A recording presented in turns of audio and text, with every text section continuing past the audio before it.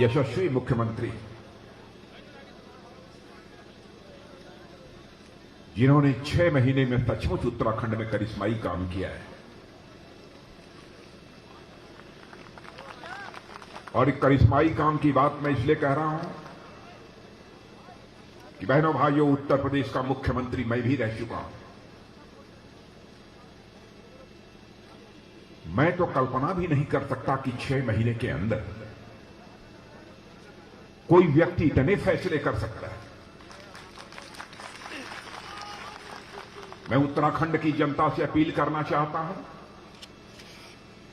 बहनों भाइयों, नीयत और ईमान की कसौटी पर किसी को कसा जाना चाहिए। केवल घोषणा ही नहीं की है बल्कि उस पर अमल भी किया है।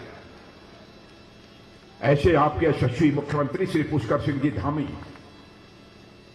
और उत्तराखंड में भारतीय जनता पार्टी जितनी तेजी के साथ अपने कदम आगे बढ़ा रही है और भारतीय जनता पार्टी का जो नेतृत्व कर रहे हैं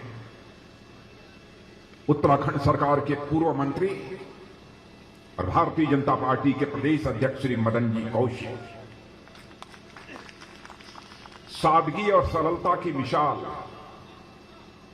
और हमारे साथ हमारे सहयोगी के रूप में, हमारे मित्र के रूप में रक्षा राज्य मंत्री की जो भूमिका निभा रहे हैं और भारतीय जनता पार्टी के भी जो प्रदेश अध्यक्ष रह चुके हैं ऐसे श्रीमान अजय जी भट्ट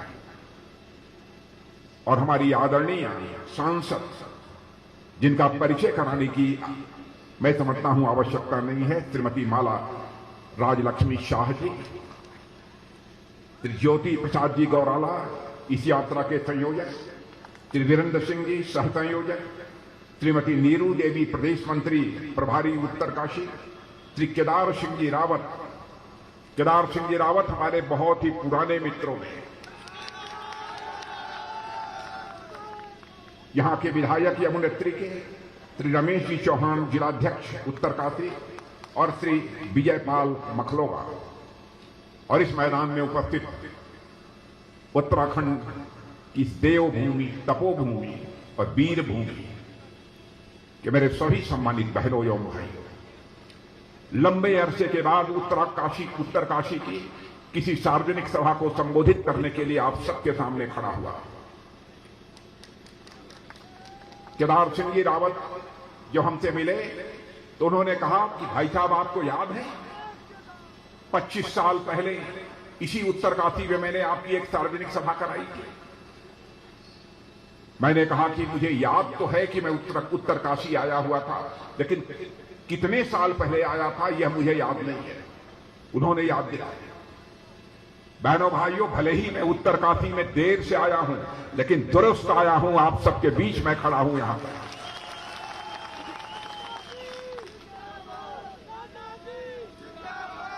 हम हिंदुस्तान में जहां भी रहे हों, जिस भी जिम्मेदारी का हमने निर्वाह किया हो, बहनों भाइयों, उत्तराखंड के प्रति जो हम लोगों के दिल में एक सम्मान है,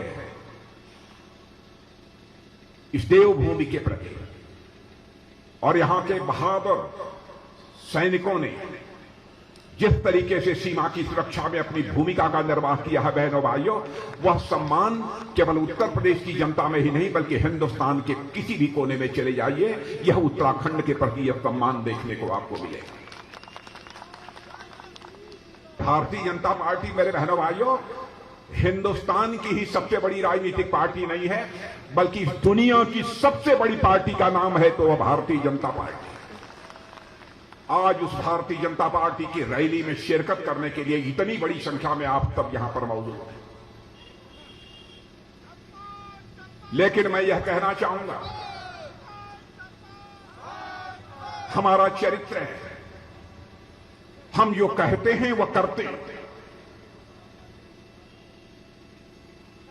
जब से भारत आजाद हुआ है, आपने देखा होगा आपके बीच भी बहुत सारे राजनीतिक पार्टियों के नेता आए होंगे, तरह तरह के आपको आश्वासन दिए होंगे, वादे किए होंगे।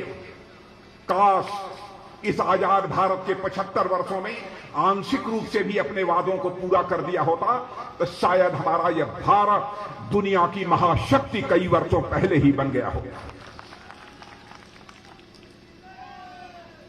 और इसी नेताओं की कथनी और करनी में अंतर होने के कारण ही भारत की राजनीति के प्रति भी लोगों का विश्वास कम हुआ है। नेताओं पर से लोगों का विश्वास घटा है। आज यदि मैं आपके सामने यहां पर बोलने के लिए खड़ा हूं, मुझे भी लगता है